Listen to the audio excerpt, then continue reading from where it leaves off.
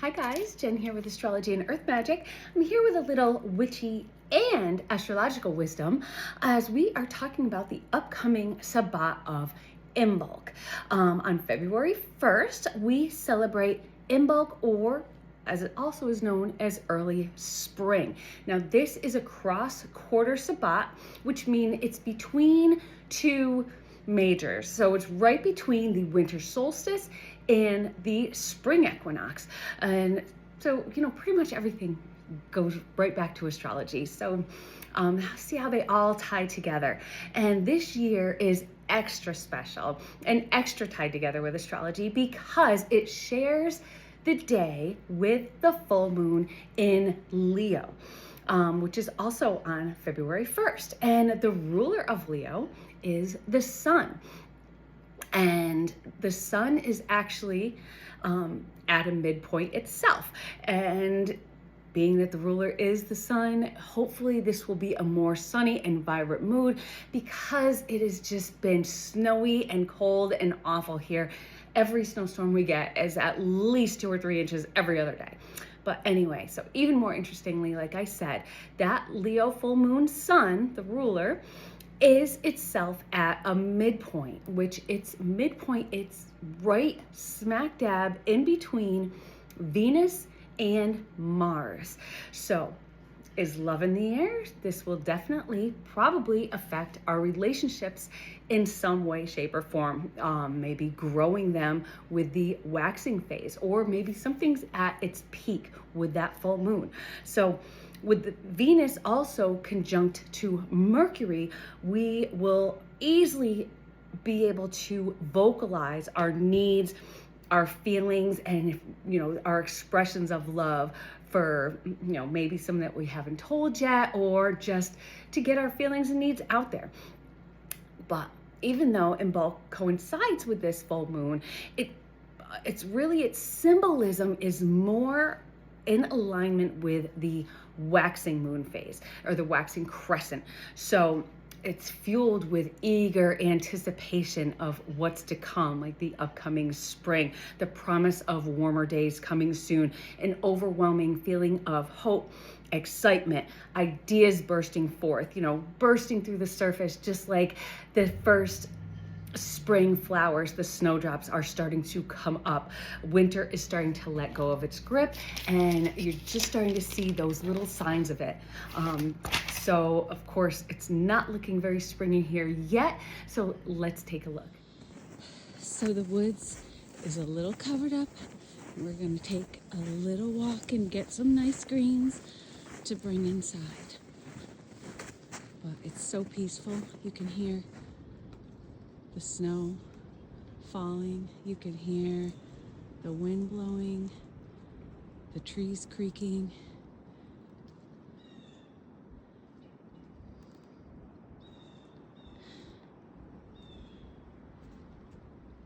Look at how beautiful.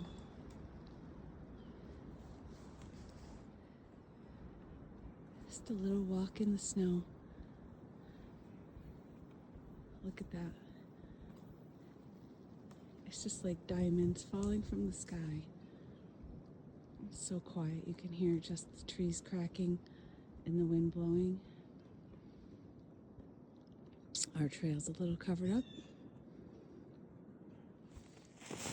Following the footsteps of the other little critters. We've had quite a bit of deer coming into the yard. And you can see where they go. It's just beautiful this time of year.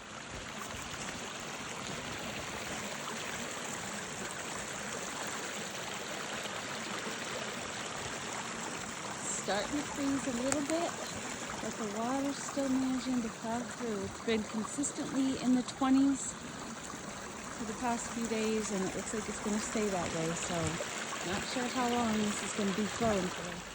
Look at all these tough little guys. Still holding strong. Prickly club moss, it's called. You can see these greens, they just tough their way through the winter. And they stay tiny.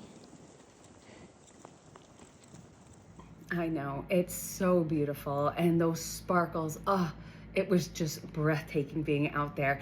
And the snow just provides that peaceful, cleansing and purifying type of just essence around. And the spring excitement can have you just kind of almost feeling trapped a bit because you're just getting so excited. And that's kind of what that symbolism of the waxing crescent phase is, and why this kind of is along the same lines as that, because we're in so much anticipation and we're so sick of the dark, dreary days, just really looking forward to the new and sunny days coming up. So you want to be able to keep positive and just know that better days are coming soon, and you want to pay particular attention to February 2nd to find out just how fast spring will be coming when Punxsutawney Phil comes out and gives his prediction. Because the day after Imbolc and that full moon, we have Groundhog Day and also Candlemas. And we'll talk about Candlemas a little bit later.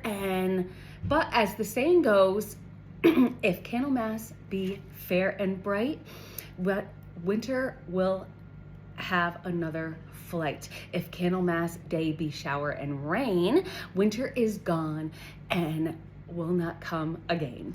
So that sun ruling the full moon in Leo on the 1st can shine as bright as it wants, hopefully melt some of the snow a little bit, but let's hope on the 2nd maybe hides behind a cloud and Phil does not see his shadow, because we want spring to kind of hurry up a little bit, especially around here. And I know all across America this weekend, especially from when I'm filming this, is going to be in a super crazy deep freeze.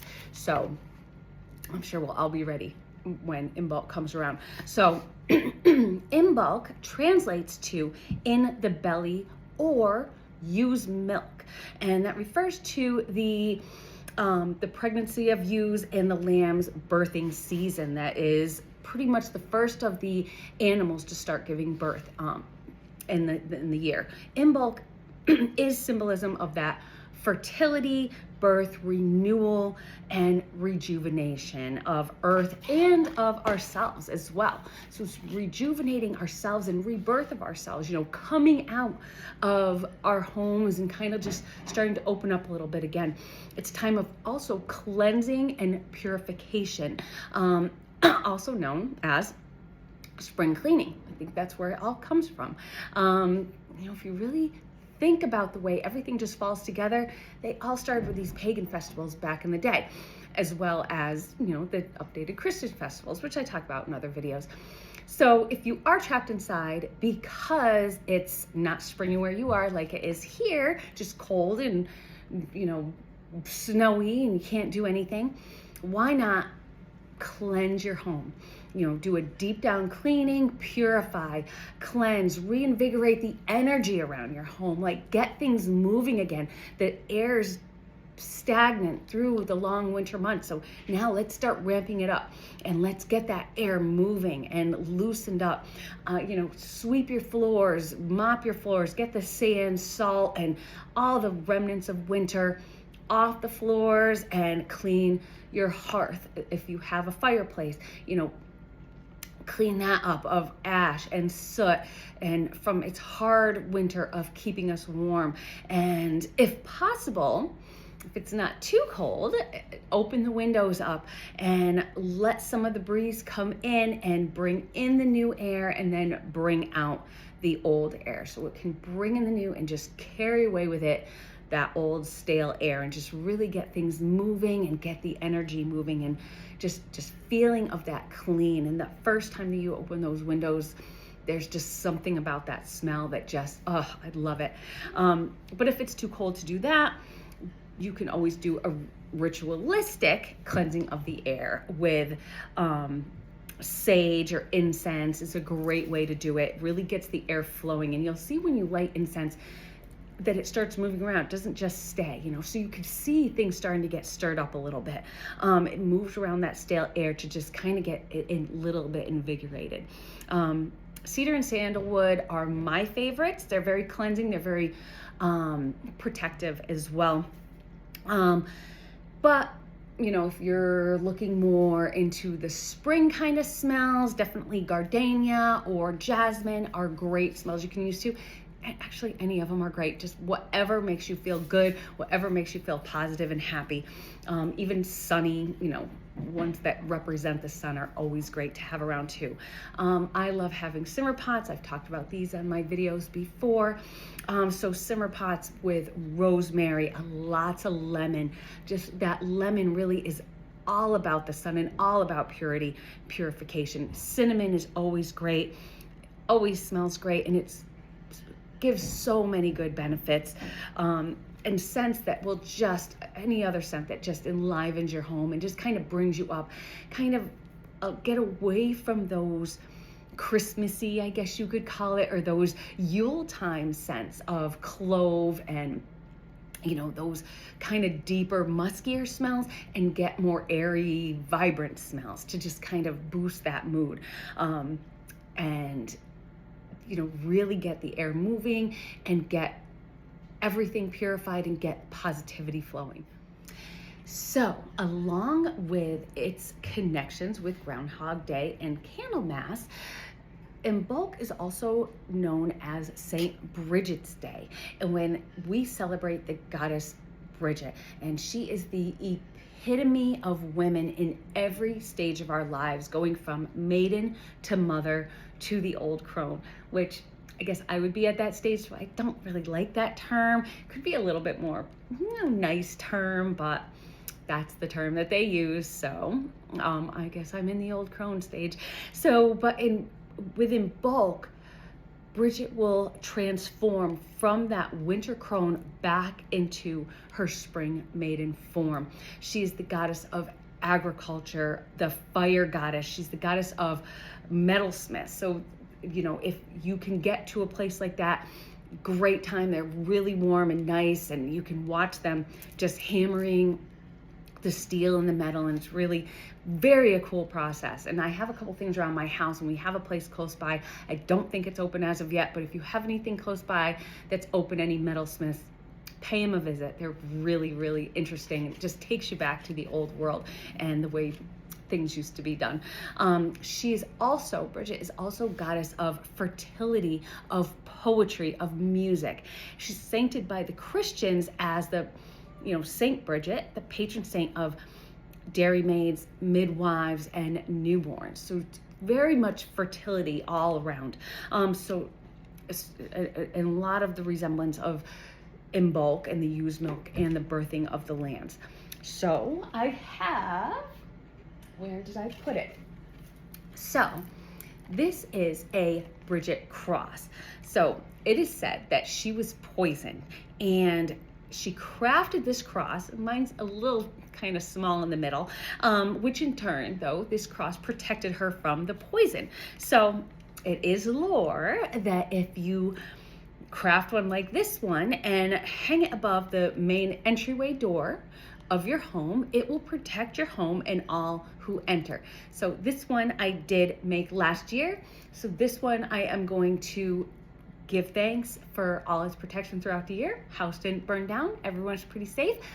So this one's gonna get burned in our fire outside, and then I'll craft another one. So what I use is, and this is about to make my cats go crazy, I think, is I have a bush of reeds like this. And so what I'll do is I'll form those into my cross this year.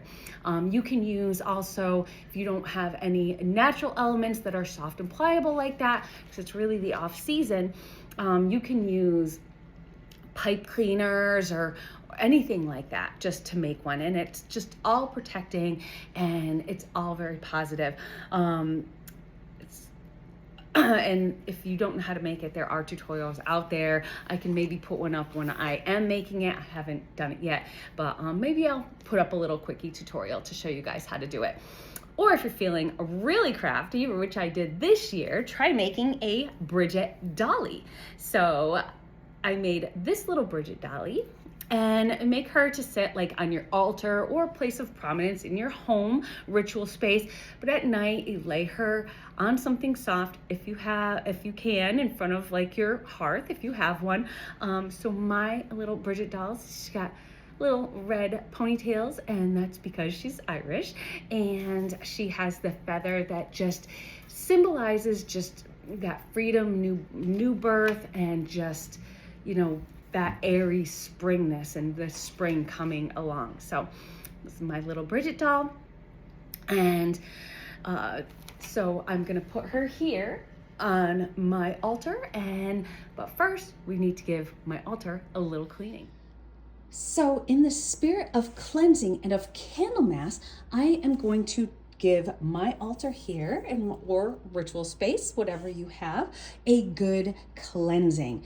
Candlemas actually is still recognized by the Catholic Church. So it's about just cleaning and purifying your candles, especially the ones that you use for rituals, ones that really mean something, and you want to get that stale air out of them. So also what I want to do is clean my whole ritual space. So I want to just sweep away, and I use my little balsam here, and that is my little ritual broom, and it's got a clear quartz on top for open-mindedness and just to bring in that new energy. I also have one that has obsidian that can get rid of negative energy, but we're really wanting to bring in the new energy with this. So we're just sweeping away all of the old incense, candle wicks and ash that has fallen, and also, maybe foliage that's been brought in. I had some pine on here. There's little pieces of that everywhere.